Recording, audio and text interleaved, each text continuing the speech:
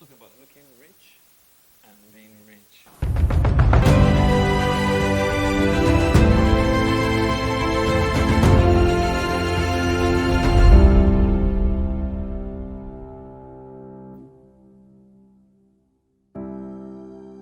Lots of people have heard this saying, fake it until you make it. So they go around town trying to want to look rich, hoping that trying to want to look rich helps them become rich. It doesn't work like that. You're either rich or you're not. You're either rich or you're in the process of getting rich, acquiring wealth. Concentrating and focusing so much on trying to look the part of a wealthy person does not necessarily make you wealthy. Being rich is different from looking rich. So in the course of my job as a financial advisor, I get to deal with a lot of people who don't have money and a lot of people who have loads of money. What I found out, the guys who really have money don't even bother about how they look. The money is so much they don't even spend time. Most of the wealthier investors are very particular about numbers, figures, balance sheet size, net worth, than they are particular about Gucci, Fendi, or Ferragamo. They really don't bother so much. Okay, so they like to look good. Let's not misunderstand that. They like to look good, but they're not fixated on looking good like a lot of people who are extremely poor, extremely lying to themselves, wanting to look rich. Looking rich is not the same thing as being rich. What you want to focus on is on the numbers, is on the skill set that help you acquire money, that help you manage and keep your wealth. So driving the largest Benz in town, driving a Rolls Royce isn't the symbol of wealth. Symbol of wealth is bank balance, is how much you really are worth. It's not about what the people think about you. It's about what you know about yourself. It's about what happens to your children and your future after 5 years, after 10 years. So you don't want to spend your time and your life trying to look rich without putting in money in the more important places, like assets that can make you money, like assets that can generate income for you years and years later. How long can you wear a Gucci shoe for? How long can you wear a Gucci bag for? How many weeks would it take before that new car begins to run down the depreciation road? Looking rich is not the same thing as being rich. Again, there's this other thinking about the fact that everybody is into a certain kind of investment. Therefore, I must do it. It's called herd mentality, like being a part of a herd. Because people are doing it, because everybody is in it, does not necessarily mean that you should do it.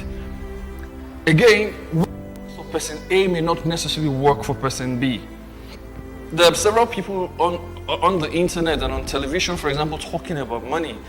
It necessarily does not mean that we're all the same. We have different perspectives, we have different upbringings, we have different trainings. I try to explain to people that there's a difference between Robert Kiyosaki, for example, and Dave Ramsey. Robert is heavy on entrepreneurship. Robert is heavy on certain aspects of finances.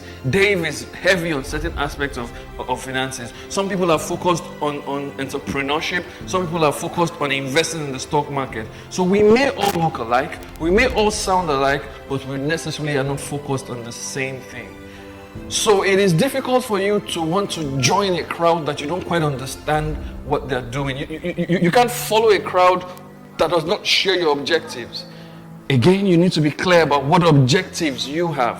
What are you trying to achieve with your life? 5 people may work in the same organization, but they may all have 5 different kinds of goals. You can't invest like any other person. You can't deal with money like every other person. You have got to do your own goals. You've got to focus on your own goals. You've got to live your own life on your own terms. So that's that. Don't do herd mentality. Don't follow the crowd. Be your own man. Be courageous enough to follow your own objectives.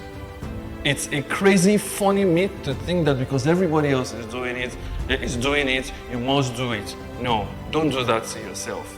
And then thirdly and finally on this episode, several people think that hard work will produce money. So it's quoted often in the Bible. People talk about it. If you work hard, you're going to succeed. Absolutely, I agree. Work hard. Hard work is great stuff. But what people don't really realize is hard work is not exertion of energy or physical energy. Hard work is a lot of the times exertion of mental energy. When people hear hard work, if you work hard, you're going to do well in life. Oh yes. But one of the things that I found out is this: there are several poor people who work hard. There are several people who work hard and still end up poor. So that it is not physical hard work that necessarily gets you successful or helps you make money. It is mental hard work. It's sad, but it is true. Several people are mentally lazy. We can't think. Because thinking requires raw materials called knowledge and information. A lot of people don't have enough knowledge. They don't have what is described as requisite, the required knowledge to put their thinking caps to work. So they follow the crowd. That's why they follow the crowd. They do what other people are doing. They do what they think works, what they've seen work.